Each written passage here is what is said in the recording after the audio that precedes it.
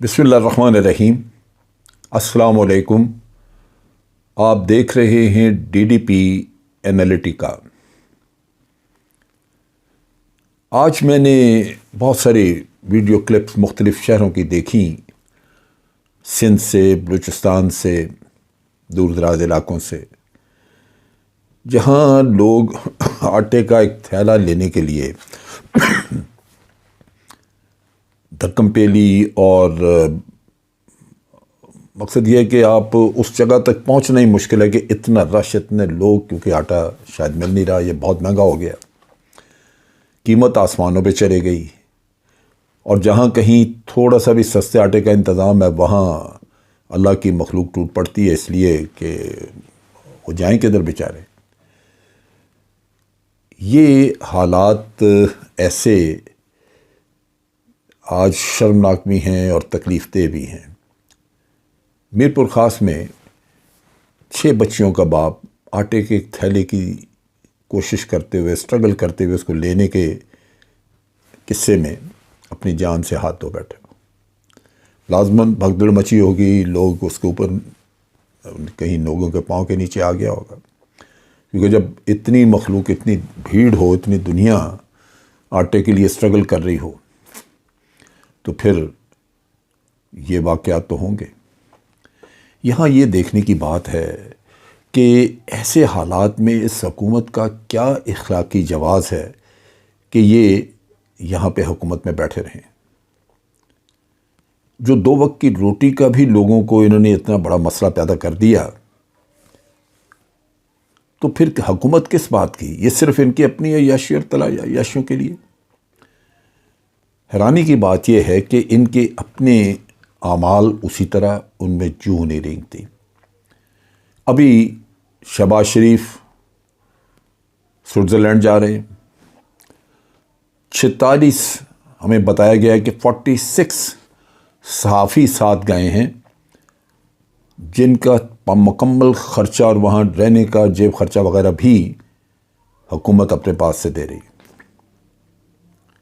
इमरान खान के वक्त में तो कोई सहाफ़ी नहीं जाता था, और जो जाते थे उनके चैनल्स खुद उसका ख़र्चा उठाते थे। यहाँ अभी कई और सहाफ़ी पता चला है कि वो मिन्नत समाजत कर रहे हैं इंफॉर्मेशन मिनिस्टर की कि वो उनके भी नाम शरीक कर दे, शामिल कर दे, लेकिन पहले ही 46 बहुत बड़ी लिस्ट है। अब यहाँ पे नज़र आता है साफ आपको कि आपको मुझे बताने के लिए, कहने के लिए तो इनके पास ये अल्फाज हैं कि ख़जाने में ज़हर खाने का पैसा नहीं। इसहाक डार को इतनी तनख्वाह पे रखा हुआ है सिर्फ ये बताने के लिए कि ख़जाना खाली है। ख़जाना ठीक करने के लिए नहीं, ख़जाना खाली का बताने के लिए एक आपने वज़ीर ख़जाना रखा हुआ है,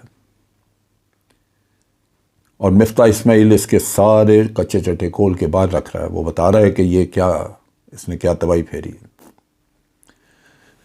इस कदर अफसोसनाक सूरत हाल है। अब देखने की बात यह है कि यहाँ पे नेशनल सिक्योरिटी कमेटी की मीटिंग हुई, उसमें दोनों चीज़ें डिस्कस हुई, दहशतगर्दी भी और फूड सिक्योरिटी भी, क्योंकि बड़ी अहम है।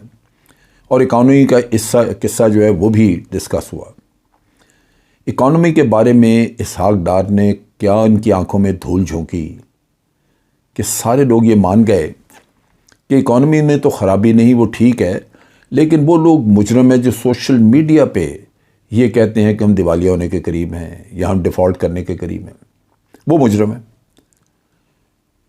लेकिन ग्राउंड पे जो सूरत हाल है वो नहीं देख रहा कोई।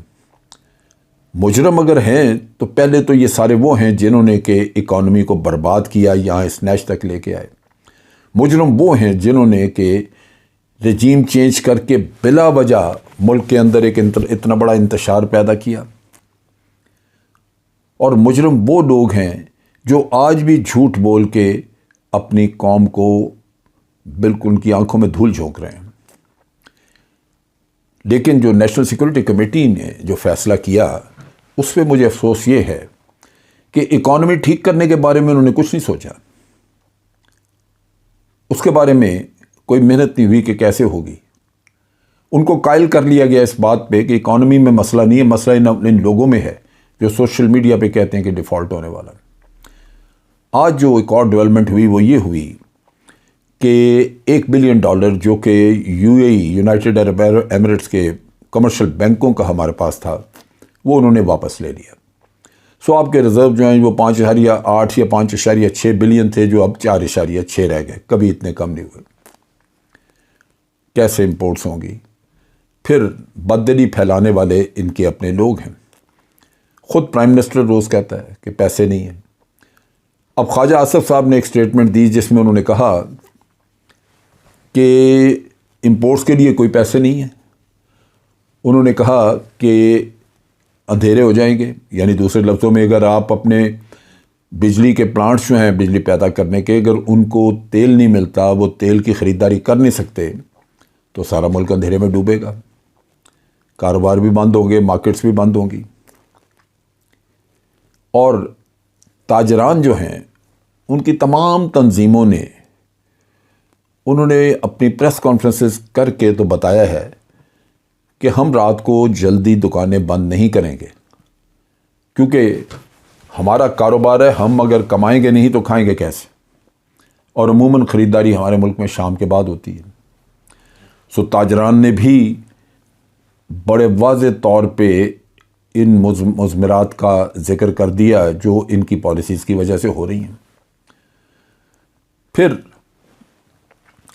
وقتاً فوقتاً کوئی نہ کوئی حکومت کا کارندہ ٹیلی ویژن چینلز پہ جب بحث مباحثہ ہوتا ہے تو اس میں وہ بتا دیتا ہے کہ یہ اکانومی جو ہے یہ اس حد تک خراب ہو چکی ہے، کوشش کر رہے ہیں دوسرے ممالک سے پیسے لینے کی، لیکن وہ بھی یہی کہتے ہیں کہ پہلے IMF کے ساتھ آپ دستخط کریں، پھر ہم آپ کو اجازت دیں گے اور آگے پیسے دیں گے۔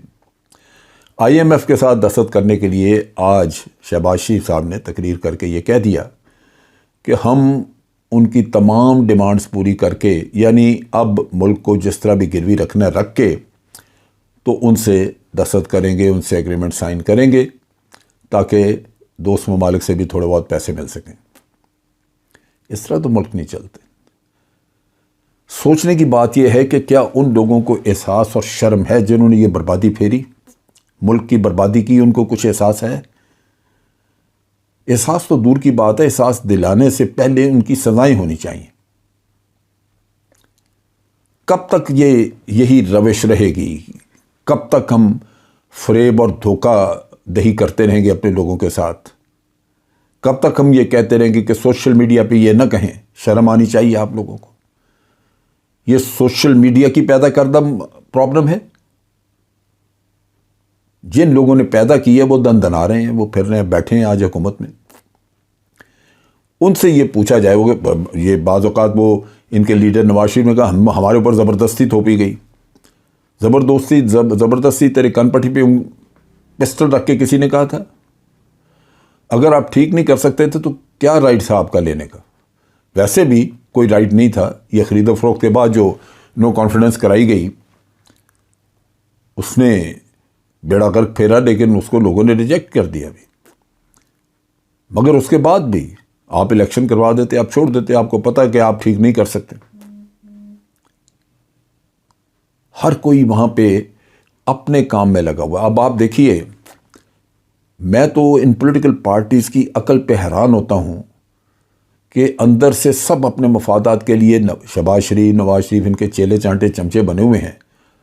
ان کے اتنی بھی ان کے اندر عقل نہیں ہے، یہ عقل ہے تو شرم نہیں ہے اتنی کہ آج مریم نواز جو کل کی بچی وہ ان کے اوپر بٹھا دی انہوں نے، تو کیا اس کو اکانومی ٹھیک کرنی آتی ہے؟ کیونکہ باپ کا تو مقصد یہی ہے کہ اس کو وزیر اعظم بنا دیا جائے۔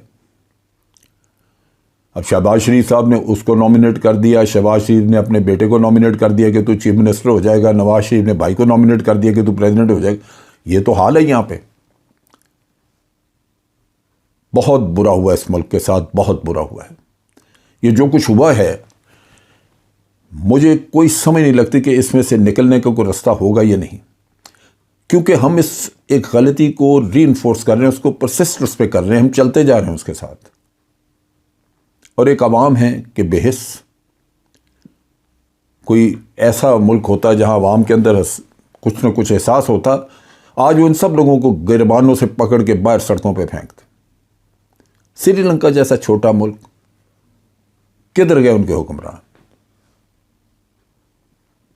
یہ وہ دکھ ہے جب قومیں سو جاتی ہیں، جب قومیں اپنے ان کے اندر سے احساس مر جاتا ہے تو بڑا مشکل ہوتا ہے۔ لیڈر مل بھی جائے تو وہ بے بس ہے، کیونکہ لیڈر کی طاقت تو عوام ہے، اور بھگتیں گے بھی عوام۔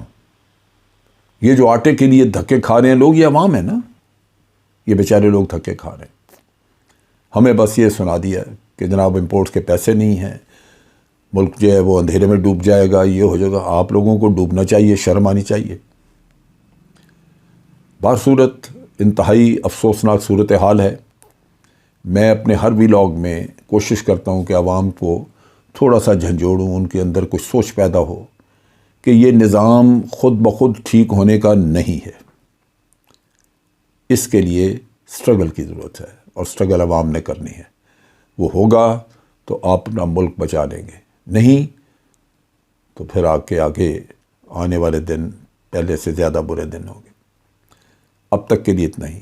افواج پاکستان زندہ باد، پاکستان پائندہ باد۔